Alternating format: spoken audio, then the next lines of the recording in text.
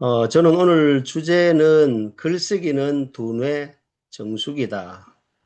정수기 그러면 떠오르는 이미지가 일단은 수돗물이 필터를 거쳐서 또 생수로 나오면 생수물은 부담 없이 아무런 거부 반응 없이 언제 어디서나 집에서나 관공서에서나 쉽게 마실 수가 있습니다. 왜냐하면 필터를 거쳐왔기 때문에 수돗물이 아무리 좋다고 말한다 할지라도 그 수돗물을 바로 먹는 사람도 있지만 끓여서 먹는 사람, 정수해서 먹는 사람 여러 가지 개인의 취향을 따라 마시게 되는 것 같습니다. 그래서 저는 오늘 주제를 정수기는 정수기인데 글 쓰는 두뇌 정수기라는 제목으로 한번 강의 내용을 올려서 함께 공유하려고 합니다.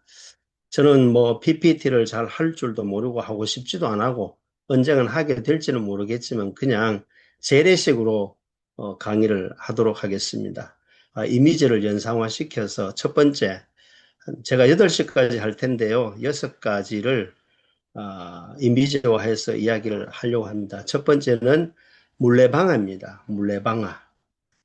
여러분, 물레방아는 돌아갑니다. 회전합니다. 그런데 물레방아가 돌아가지 않을 때가 있습니다. 그게 언제냐면 물레방아에 물이 채워지지 않으면 물레방아는 돌아가지 않습니다. 그냥 나무 토막에 불과합니다. 그래서 글쓰기는 두뇌 정수기다 할 때 첫 번째는 물레방아입니다. 물레방아 통에는 물이 기다리면서 채워져야만 일정한 양의 물이 채워지면 물레방아는 돌아갑니다. 그래서 저는 물레방아를 우리 김도인 목사님으로부터 배웠던 유비와 대비를 활용해서 우리가 글쓰기는 걸레방아가 되어야 된다. 물레방아에서 뭐 물지 말고 물레방아에서 물이 채워지듯이 우리가 독서나 또 여러 가지 어떤 그 글들을 읽으면서 글들이 채워지면 내 두뇌에 채워지면 물레방아가 채워서 돌아가고 회전하는 것처럼 걸레방아가 되어야 된다는 생각을 가지고 살고 있습니다. 그러려고 하면 저는 독서에 대한 이야기는 많이 들어서 알겠지만은 저는 제 개인적으로 말씀드린다면 일상이라는 책을 한 권 소개하려고 합니다. 그 일상이라는 책은 출판이 되지 않았습니다. 나의 일상이 책이다. 내가 가는 곳이 책이다. 내가 움직이고 활동하고 말하고 생각하고 내가 24시간 움직이는 모든 일상 자체가 책으로 저는 생각합니다. 그래서 매일 독서한다는 이상한 교만을 가지고 삽니다. 내 일상이 바로 독서다. 내가 움직이는 공간이 책이다. 한 줄 책이 될 수 있고 한 페이지에 한 단락이 될 수 있다는 사고를 가지고 살아갑니다.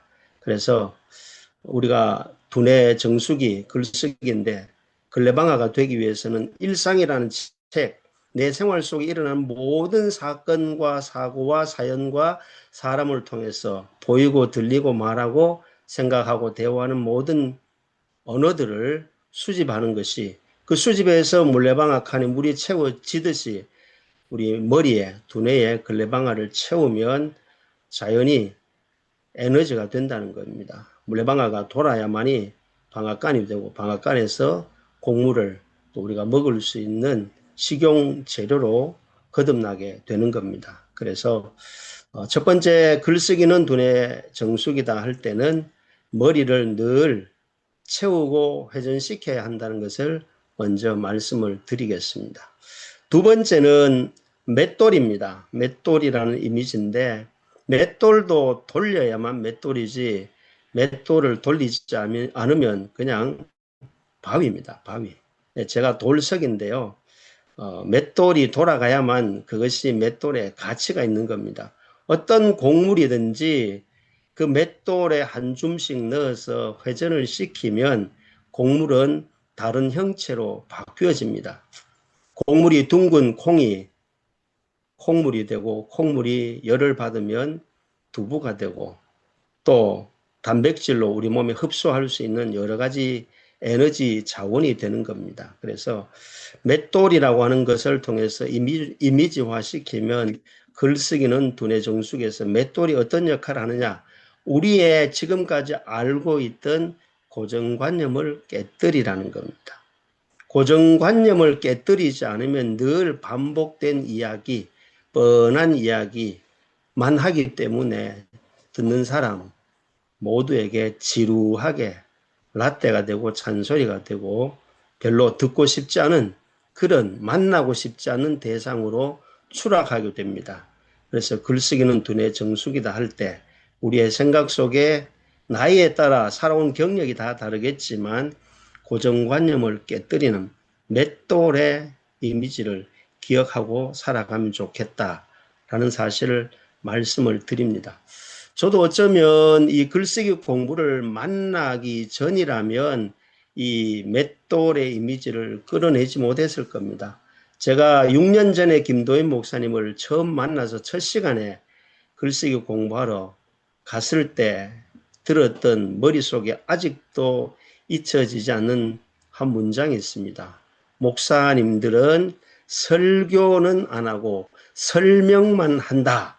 이 소리를 딱 듣는 순간에 제 마음속으로 초면에 대응을 할 수는 없었고 나 그래도 교육전도사부터 목사 안수받고 세월을 돌아보니까 45년 동안 설교했는데 왜 목사들은 목회자들은 설교는 안 하고 설명만 한다 그러지? 반감이 살짝 올라왔지만 그래도 일단은 꾸준히 글쓰기 공부에 참여하면서 글쓰기 공부한 지 한 3년쯤 지나고 나니까 제 머릿속에 그때 김도인 목사님께서 목사들이 왜 설교는 안 하고 설명만 한다는 그 말의 의미를 3년 만에 깨달았습니다. 그래서 목회자는 글쓰기를 반드시 해야 되는 필수 전공이다. 전공 선택이 아니라 전공 필수다라는 것을 느끼고 있습니다. 그러므로 우리가 목회자가 되신 분도 있고 여기에 그냥 일반인도 계시는 걸로 알고 있는데 우리가 고정관념을 깨뜨리지 않으면 우리는 글쓰기에 두뇌가 회전이 되지 않는다. 제 가정사 이야기를 하나 하겠습니다. 제 사위도 목사인데요. 딸이 시집을 갔는데 그 시간이 지나면 지날수록 그 시어머니가 목회자 아니니까 사모님이잖아요. 사모님이니까 시어머니 노릇을 안 할 줄로 알았는데 막상 시집을 가서 생활해 보니까 시어머니 역할이 느껴지더랍니다. 예를 들면 아들이 목사고 제 딸이 목사의 아내가 됐는데 와이셔츠 같은 것은 다림질을 하고 이렇게 칼같이 다려서 입히고 나가는데 티셔츠 같은 것들은 보통 그냥 빨래하면 입는 게 보통 상식인데 우리 아들은 티셔츠도 다림질해서 입혔다라는 이야기가 제 딸은 며느리 입장에서는 그게 굉장한 스트레스라는 거죠. 이거 티셔츠, 우리 아빠는 티셔츠, 우리 엄마는 아빠가 목사인데도 티셔츠 다림질해가지고 입힌 적을 본 적이 없는데 시집 가서 남편 시어머니가 티셔츠도 다림질해서 입혔다는 말이 엄청나게 열받더랍니다. 그래서 저희들한테 이야기는 안 하고 요 이야기는 따끈따끈한 며칠 전 이야기입니다. 그래서 제 딸이 화가 나서 견디다 못해가지고 동사무소를 갔답니다. 옛날 버전이죠. 행정복지센터를 가가지고 가족 증명서를 뗐답니다. 가족 증명서를 떼면 본인과 남편과 두 딸이 있거든요.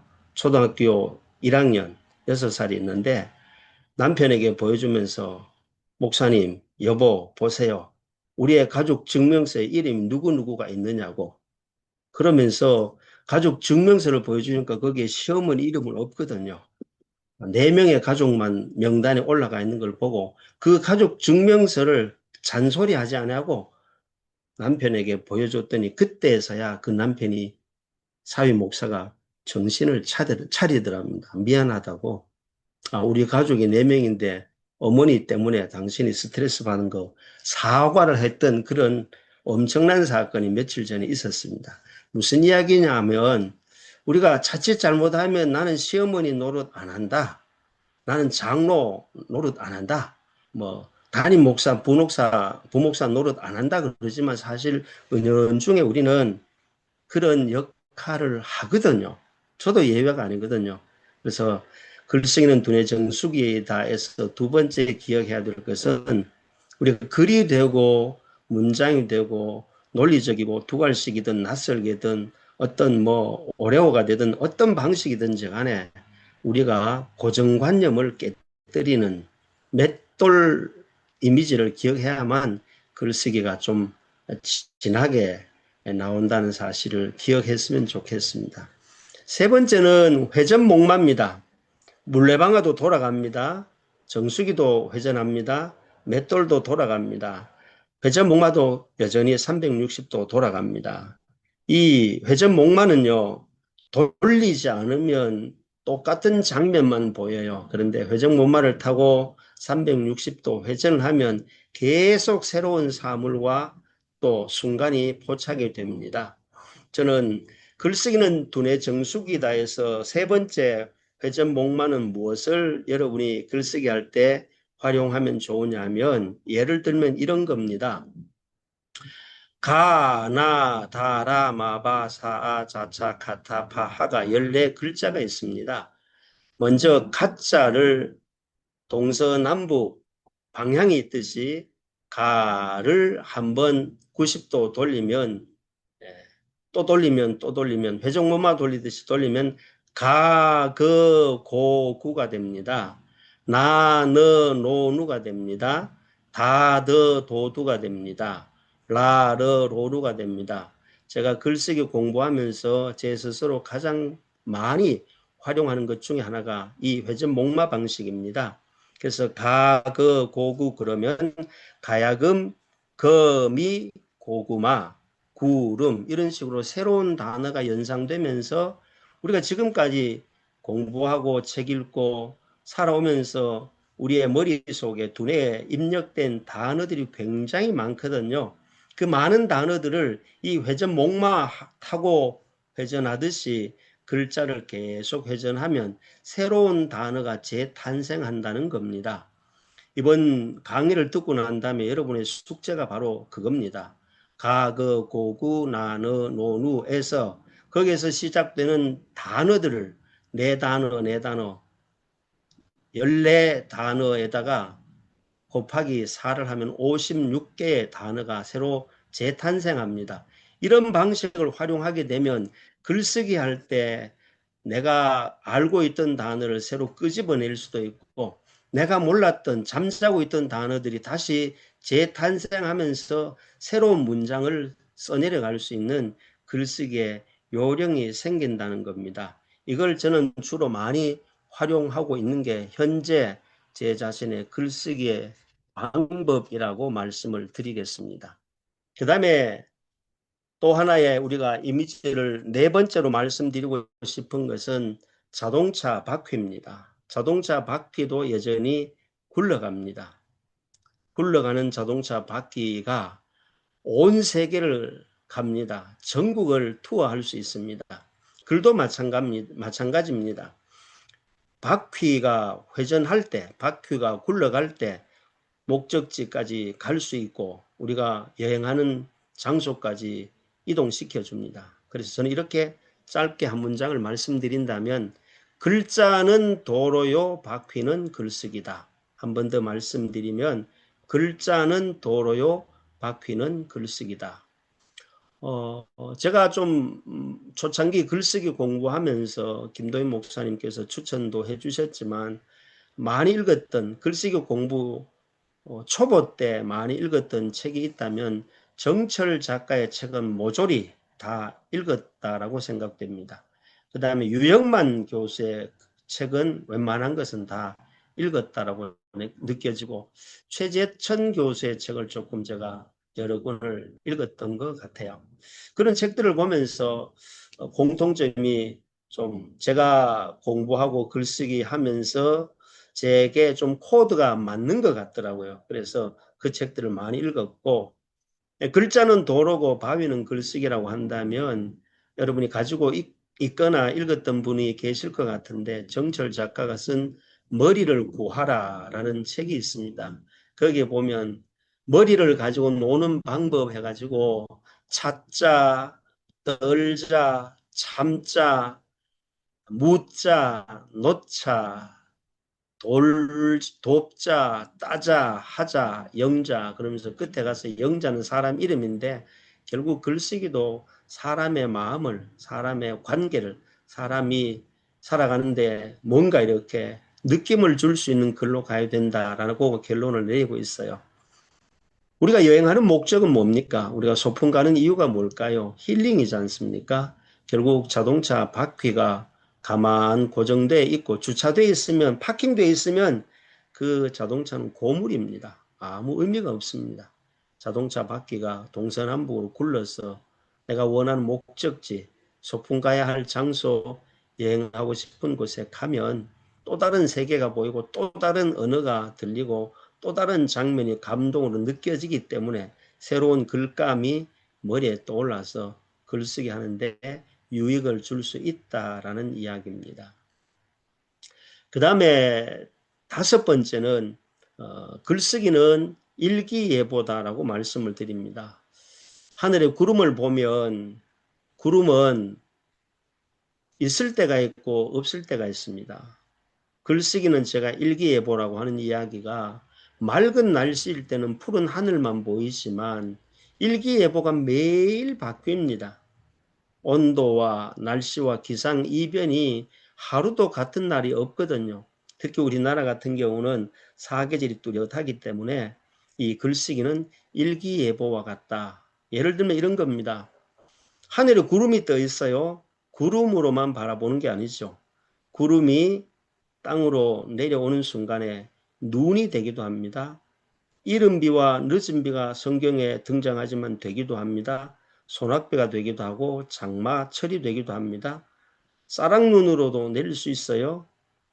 이 구름이라고 하는 것이 우리에게 주는 이미지 또 내려오는 어떤 그 자연의 현상들을 보면 다양합니다. 우박으로 내립니다. 때로는 구름이 눈으로 우박으로 쌀락눈으로 비로 내리지 아니하고 그냥 하늘에 떠 있다가 사라지기도 합니다. 그렇기 때문에 글쓰기는 우리 머릿속에서 떠오르는 많은 그런 현상, 자연의 이변들을 바라보면서 단어를 채집하는 겁니다.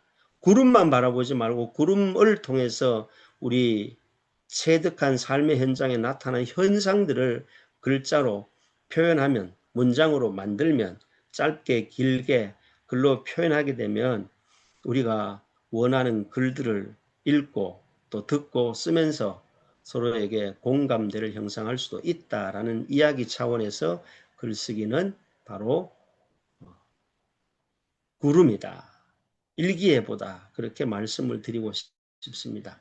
그 다음에 한 가지는 여섯 번째인데 글쓰기는 글을 가지고 노는 글 장난감이라고 생각했으면 좋겠습니다. 글자를 가지고 노는 장난감이다. 저는 이거를 조금 활용을 하는 것 같아요. 오늘 제가 이발을 하고 왔는데 아침 새벽 기도회를 마치고 자전거를 타고 조금 한 20분 거리에 있는 이발관에 가는데 자전거 전용 도로를 가다 보니까 표지판이 하나 있어요. 표지판 하나 보이는데 늘 그 길을 한 번씩 가는 도로이지만 오늘따라 그 자전거 도로 이정표에 뭐가 하나 글자가 눈에 띄었느냐면 감속이라고 천천히 가라는 말이잖아요. 감속이라는 글자가 들어오는 순간에 자전거 브레이크를 잡았어요. 일단 멈추었어요. 그리고 사진을 찍습니다. 저는 일상을 살면서 뭔가 이렇게 눈에 띈다. 글자든 그림이든 사람이든 뭐 환경이든 뭔가 눈에 이렇게 꽂히는 게 있어요. 필이 가는 게 있어요.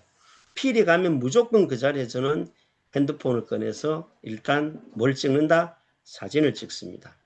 그리고 그 자리에 멈춰서 바쁜 일상이 아니면 그 자리에 앉아서 바로 글을 씁니다. 길게는 쓰지 못합니다. 짤막짤막하게 대비글로 주로 글을 쓰는데 감속을 보는 순간 사진을 찍고 난 다음에 제가 머릿속에 지나가는 천둥 번개가 뭐냐면 단속이었습니다. 그래서 감속은 단속을 방지하기 위한 예방주사다. 이렇게 제 나름대로 한 줄 문장을 남기는 거죠. 그리고 그 문장을 가지고 제 블로그에 글을 올립니다. 인스타그램에 또 띄웁니다. 그리고 유튜브에 짧은 글을 제가 올립니다. 어쨌든 뭐 독자가 있고 없고 좋아요 안 좋아요 이건 뭐 상관없이 제 나름대로 글쓰기 공부를 하고 난 다음부터는 어떤 글자나 또 그림이나 어떤 간판이나 문장이 보이면 머리에 눈에 화살처럼 꽂히면 바로 사진을 찍고 글과 함께 짧게 짧게 즉시 쓴다는 겁니다. 그래서 블로그에도 제가 지금 알기로 한 1,500개 글이 사진과 함께 들어가 있는 것 같고요. 인스타그램에도 한 7, 800개 들어가 있는 것 같고 짧은 유튜브 글에도 제 나름대로 인스타그램에 올린 글을 또 다시 올리고 하는 건데 뭐 누가 봐달라고 쓰는 게 아니고 내가 글쓰기 하는 사람으로서 계속 글을 써야 되겠다는 습관, 그 습관을 놓치지 않기 위해서 글을 계속 쓰고 있는 것 같습니다. 그래서 글을 쓰고 있는 것 같고 오늘도 아침에 가면서 3개의 글을 썼죠. 감속과 단속을 글을 쓰고 늘 건너던 다리지만 다리와 함께 거리와 다리, 대비거리죠. 다리는 거리를 단축시키는 지름길이다. 그러면서 다리는 양쪽을 연결하는 의리의 상징이다. 비리보다 의리를 지키는 사람이 더 좋다. 이런 식으로 그냥 별 의미 없지만 글쓰기 훈련한다는 차원에서 계속해서 글을 쓰고 있는 버릇이 제 몸에 체질이 된 것 같아요. 그런 식으로 글을 써내려가고 있다는 사실입니다. 오늘 제가 6가지를 짤막짤막하게 이미지를 통해서 글쓰기에 대한 두뇌 정수기, 결론은 그겁니다. 결국은 머리는 회전해야 된다는 사실입니다. 회전하지 않으면 결국은 고정된다는 거죠. 다시 정리를 하면 글쓰기는 물레방아다. 결국은 일상에서 독서를 통해서 내가 오감 기능을 통해서 보여지는 모든 것을 총동원해서 머리에 채워서 물레방아처럼 돌리면 근래방아가 된다라는 이야기입니다. 맷돌처럼 우리가 회전시키지 않으면 나의 고정관념을 깨뜨리지 않으면 새로운 글이 탄생할 수 없다는 사실입니다. 맷돌에 어떤 곡물이 들어가든지 글이 들어가서 고정관념을 깨뜨리면 새로운 글이 반드시 새롭게 나도 모르게 재탄생하는 모습을 보고 남들은 몰라도 자기 스스로 약간의 자족할 수 있는 기분이 업되는 것을 느끼기도 합니다. 제가 가장 많이 사용하는 글쓰기의 회전목마입니다. 회전목마, 글을 계속 회전하십시오. 가에서 끝나지 말고 거로 가고 거에서 멈추지 말고 고로 가고 고에서 중단하지 말고 구로 가고 그러다 보면 우리 한글의 14글자가 엄청난 단어 여러분의 머릿속에 이미 백과사전이 들어있는 것을 잘 활용하고 거미줄처럼 연결만 하면 글이 써지고 글이 만들어지고 나만의 문장이 태어난다는 사실을 말씀드립니다. 저는 앉아서 글쓰기 공부하고 책 읽기 하고 하다가 뭔가 이렇게 조금 답답하면 일단 일어납니다. 밖으로 나갑니다. 휴대폰 들고 나가서 산책을 합니다. 이 길, 저 길, 다른 길, 안 가봤던 장소, 안 가봤던 길, 다른 장소를 찾아서 가면서 보이는 글, 사물, 사진을 찍거나 또 머릿속에 떠오르는 것이 있으면 휴대폰 메모장에다 바로 메모를 합니다. 그리고 그 메모를 해두었다가 또 책상에 돌아와서 글을 쓰는 그래서 자동차 바퀴처럼 글쓰기는 여행할 때 그리고 움직일 때 또 소풍 장소를 새롭게 구상하면서 떠날 때 다른 것들이 낯선 글들이 써진다는 것을 말씀드리고 마음속에 일기예보를 늘 머릿속에 기억했으면 좋겠습니다. 똑같은 날씨가 하루도 없습니다. 1시간 단위로 아니면 30분 단위로 날씨는 계속 바뀝니다. 그래서 글쓰기 하시는 분들은 제 방식은 바로 머리를 일기예보로 생각하고 내가 기상캐스터다 생각하고 내 나름대로 글을 가지고 일기예보를 예보하는 것처럼 글을 써 내려가면 사계절이 나오고 거기에 흐린 날, 맑은 날, 비 오는 날, 태풍 오는 날 엄청난 단어들이 일기예보처럼 계속 쏟아질 수밖에 없다는 것을 인지를 하게 될 것 같습니다. 그리고 글 가지고 장난을 많이 치십시오. 남들이 볼 때는 말 가지고 장난치나 라고 말할 수 있을지 모르지만 글쓰기 공부는 글 쓰는 사람은 글 가지고 장난을 쳐야죠. 뭐 다른 거 가지고 몰라도 돈 가지고 장난치면 이게 강도가 되고 절도가 되고 나쁜 사람이 되지만 글 가지고 장난치는 것은 저는 나쁜 일이 아니라고 생각되거든요. 그래서 글쓰기는 장난감이다 생각하고 늘 글 가지고 노는 사람, 글 가지고 노는 사람. 제가 잘 가지고 노는 거는 유비, 우리 숙제이기도 하지만 유비 찾는 거, 대비 찾는 거는 꾸준히 쉬지 않고 계속 하고 있습니다. 그것이 뭐 남들은 인정하지 아니해도 자기 스스로 자족하면서 살아가고 있는 것이 제 글쓰기의 현장이고, 마지막으로 제가 이 김도인 목사님을 만나면서 글쓰기에 아직까지 남아있는 것 중에 하나가, 한 번은 김도인 목사님께서 제주도로 글쓰기, 책쓰기 여행을 간다 그래서 거기에 따라가면 아마 글 쓰는 스킬을 가르쳐 줄 것이라는 기대치를 가지고 뭣도 모르고 초창기 때인데 제가 신청을 했어요. 신청을 해서 또 가기 전에 리허설을 한다고 해서 서울에 김 목사님 계시는 곳에 기차를 타고 촌 사람이 서울까지 물어 찾아가서 만났더니, 만나자마자 했던 이야기가 뭐냐면은 책 제목을 쓰라 그러더라고요. 제가 거기서 번개 맞았습니다.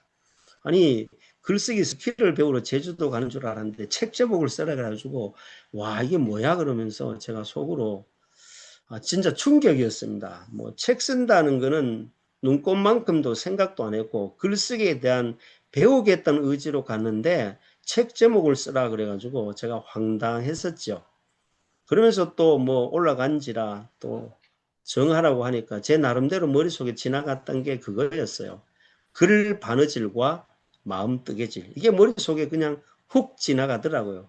그래서 제가 글 바느질과 마음 뜨개질이라는 이야기를 하면서 한 40대를 대상으로 50대를 대상으로 글을 써야 되겠다 그런 이야기를 하고 말았는데, 어쨌든 그것이 동기부여가 돼가지고 틈틈이 써놓았던 제 글들을 블로그를 만들어서 글 바느질과 마음 뜨개질이라는 블로그가 그때 탄생을 해서 제주도 따라갔고, 거기서 저는 책 쓰기 여행이라서 여행도 하면서 책 쓰는 줄 알았더니 밥만 먹으면 카페 앉아서 글 쓰더라고요. 저는 답답해서 솔직히 견딜 수가 없었습니다. 그래서 목사님께 말씀드리고 제가 좀 나갔다 오겠습니다 그러면서 재래시장 가서 오방떡도 사오고 또 뭐 다른 좀 작은 섬에도 찾아가서 사진도 찍고 막 제 나름대로 약간의 비행 청소년처럼 탈선하는 시간도 가지다가 돌아왔는데, 그러면서 카페 앉아 글을 이렇게 쓰고 난 다음에 계속 쓰라고만 하지 뭐 이렇게 지도를 안 해주시더라고요. 그러면서 한번 딱 봐주시더라고요. 제가 아직도 그 기억나는 그 제목이 보리였습니다. 보리. 보리와 다리 대비글인데 제가 보리와 다리를 쓴 글하고 목사님 한번 앉아서 그걸 보자마자 글을 고쳐서 바꿔 쓰기를 해주시는 걸 딱 보면서 야, 역시 다르네. 제가 거기서 두 번째 충격을 받았어요.